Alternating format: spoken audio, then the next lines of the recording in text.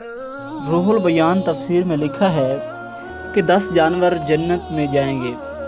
Number 1، الکبش مینڈا جو حضرت اسماعیل علیہ السلام کی جگہ ذبح ہو گیا تھا۔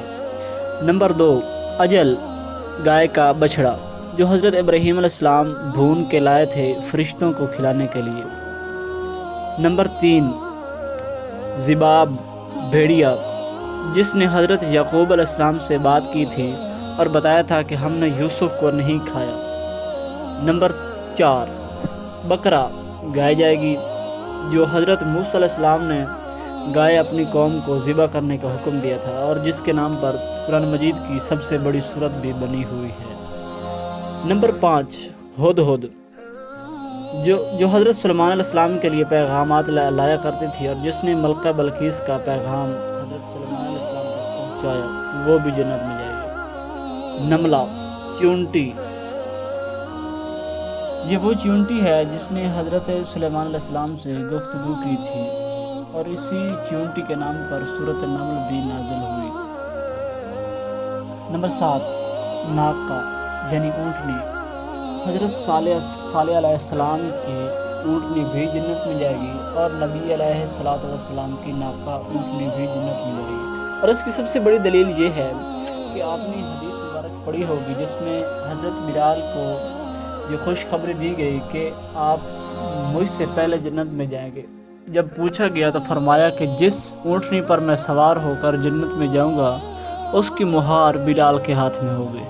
تو اس طرح معلوم ہوتا ہے کہ حضور نبی کریم صلی اللہ علیہ وآلہ وسلم کی اونٹنی بھی حضور پاک صلی اللہ علیہ وسلم کے ساتھ جنت میں جائے گی۔ نمبر 8، حوت مچھلی، وہ مچھلی جس نے حضرت یونس علیہ السلام کو زندہ نگل لیا تھا اور کئی دن تک اپنے پیٹ میں رکھا۔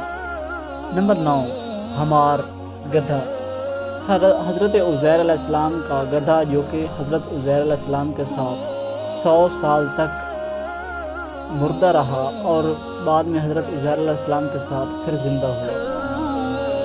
قلب کتا، اصحاب کہف کا کتا جس نے اصحاب کہف کا پہرا دیا تھا۔